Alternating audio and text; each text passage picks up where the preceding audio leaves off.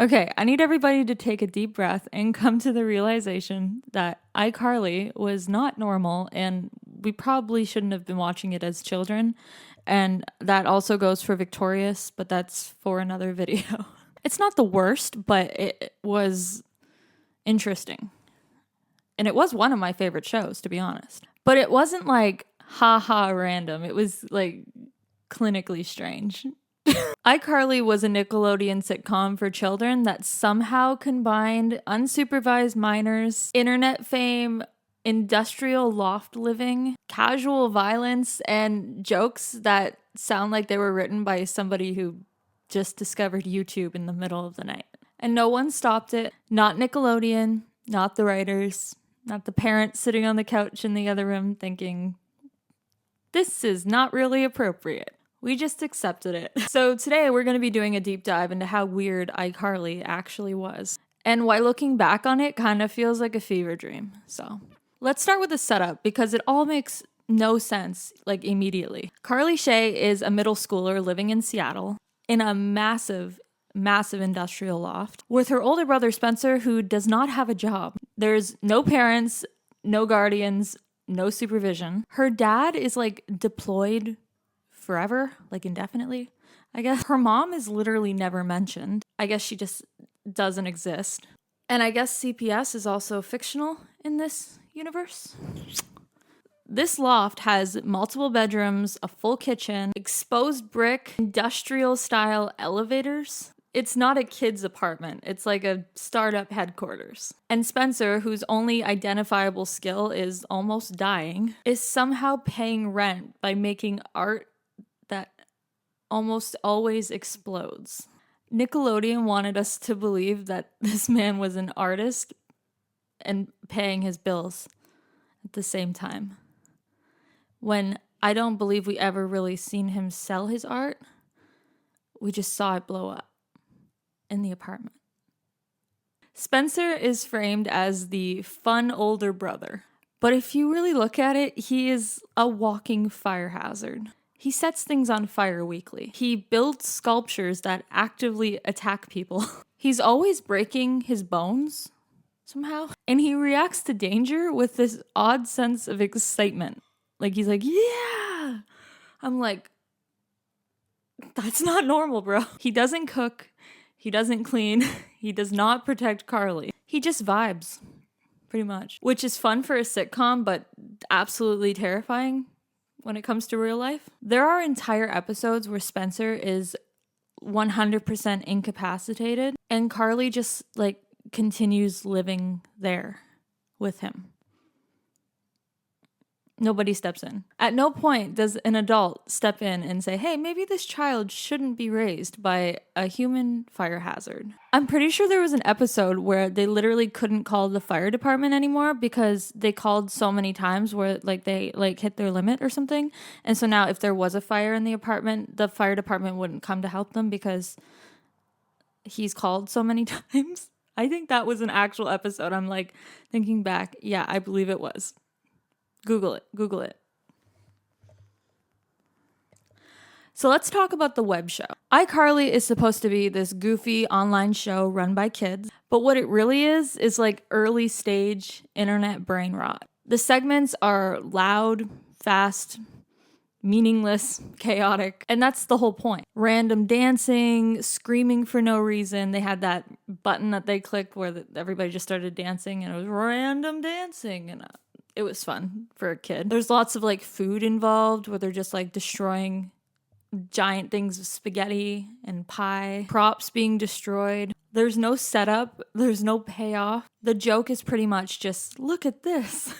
And guess what? That is actually modern internet content. iCarly predicted TikTok, reaction culture, shock humor, engagement farming even, before any of it actually had a language for it, like before there were words for it. They weren't telling jokes, they were like farming dopamine. Let's talk about Freddie. Because Freddie was not a friend. Freddie was an unpaid intern. This child operated all the cameras, ran all the tech, maintained their website, endured verbal abuse every day. And what did he get in return? Nothing. No money, no respect, no affection. just bullying, really. Sam treats him like a stress ball with feelings, and Carly enables it. And his mom is a entirely different problem. She was just very, very strange. Freddie was carrying this entire operation on his back like a 14-year-old Silicon Valley burnout. Okay. I love Sam Puckett, but Sam should not be legally allowed near the public. She assaults people casually. She threatens children. She steals constantly. She brags about crimes. I also recall there being a butter sock. Do you remember she just like wheeled that butter sock and like slapped people with it? Yeah, that was something. That must have been some really hard butter. 'Cause like, but that's not like a joke weapon. That's like a felony starter pack. Like, if that butter was that hard, that would hurt being whipped with that. Like that. Why are we giving kids the idea to put butter in a sock and hit them with it? Kids are impressionable. I wouldn't be surprised if some kids actually put butter in a sock and brought it to school and just started hitting people with it. And every single time there's an adult in the show, they just like shrug and they're like, oh, that's just Sam. No therapy, no consequences, no intervention. Her trauma is entirely played for laughs. She's not chaotic good. She is chaotic unaddressed. A large chunk of iCarly's humor is humiliation. People get publicly embarrassed, filmed without consent, mocked for their appearances, injured for laughs, and the show treats it all like wholesome fun. This mirrors early YouTube like perfectly, when content was built on pranks and public shaming. Or like, look how weird this person is, you know, stuff like that. iCarly didn't just reflect internet culture, it kind of like trained kids to enjoy it. Every adult on iCarly is either incompetent, cruel, or actively encouraging their nonsense. Principal Franklin hates children, yet he works at a school. The teachers are absolutely useless. The parents are absent or insane, like Sam's mother. No one ever says, hey, like, stop doing this, ever. The moral compass of the show is broken. If something is entertaining, it is correct.